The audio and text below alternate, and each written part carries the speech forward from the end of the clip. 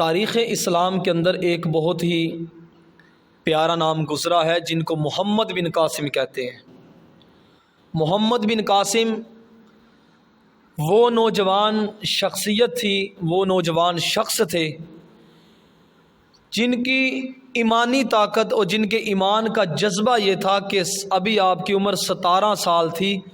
تو آپ نے اسلام کا جھنڈا بلند کرنے کے لیے اپنے ہاتھ میں تلوار اٹھا لی تھی۔ محمد بن قاسم شاید لوگوں نے کثیر تعداد میں جو ہے نا وہ آپ کا نام مبارک سنا ہوا ہے، محمد بن قاسم۔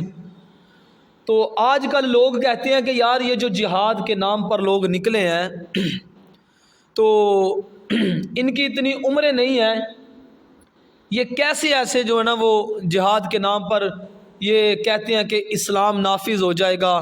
اسلام کا ایک ماحول بن جائے گا، اس میں جو ہے نا وہ اسلامی ریاست نافذ ہوگی۔ تو یہ کہتے ہیں کہ یہ جو ہے نا علماء یہ کیسے کر سکیں گے۔ تو میں ان کو یہ پیغام دوں کہ محمد بن قاسم کی اس پیغام کے ساتھ کہ آپ کی عمر مبارک جو تھی نا وہ 17 سال تھی، تو آپ کی جب عمر 17 سال تھی تو کفار کا دور تھا، تو محمد بن قاسم نے ہاتھ میں جب تلوار اٹھائی تو آپ جب جنگ لڑتے لڑتے اسلام کا جھنڈا بلند کرتے کرتے اسلام کے نفاذ کی خاطر، اسلام کی ریاست کی خاطر آپ جب تلوار کو اٹھا کر میدان جہاد میں نکلتے تو پھر لوگوں کو پتہ چل جاتا تھا کہ کوئی محمد عربی کا غلام میدان جہاد میں نکلا ہے۔ پھر لوگوں کو اس بات کی سمجھ آ جاتی تھی کہ اس شخص کے اندر کوئی ایسی ایمانی طاقت ہے جو ان کے جذبات کو ابھارتی ہے، جو ان کو میدان جہاد کی طرف آنے پر مائل کرتی ہے۔ لیکن وہ طاقت کیا تھی؟ وہ محمد عربی کا عشق تھا، وہ خدا اور اس کے رسول کی محبت تھی جو یہ لوگ جو ہے نا وہ سینے میں لے کر چلتے تھے۔ اب جب سندھ فتح کرنے کا وقت آیا نا، جب سندھ فتح کرنے کا وقت آیا تو آج لوگ کہتے ہیں ان کی عمر نہیں ہے لیکن نعرہ انہوں نے بہت بڑا جہاد کا لگاتے ہیں، یہ تو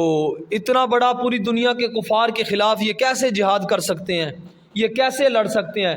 میں نے کہا محمد بن قاسم کی 17 سال کی عمر تھی، اور جب انہوں نے سندھ فتح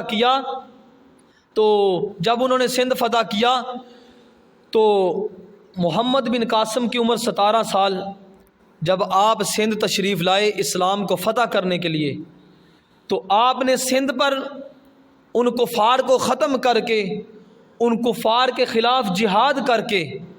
اس کفار کے خلاف اللہ اور اس کی رسول کی مدد کے ساتھ ان پر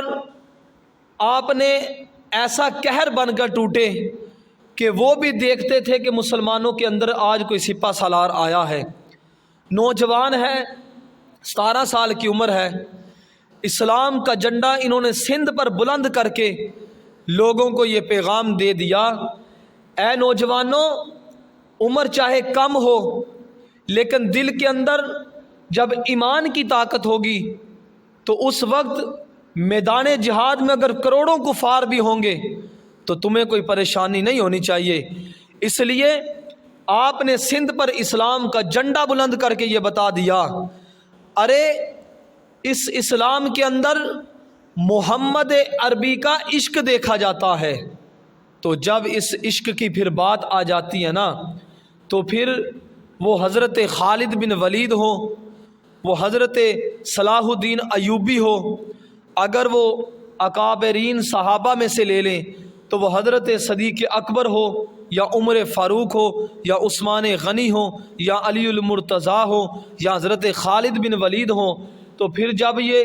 اسلام کے لیے تلوار اٹھا کر میدان میں نکل پڑتے ہیں تو پھر یہ کفار کی صفیں الٹا دیتے ہیں۔ تو اس لیے اقبال کہتے ہیں نا کہ دشت تو دشت دریا بھی نہ چھوڑے ہم نے، باہر ظلمات میں گھوڑے دوڑا دیے ہم نے۔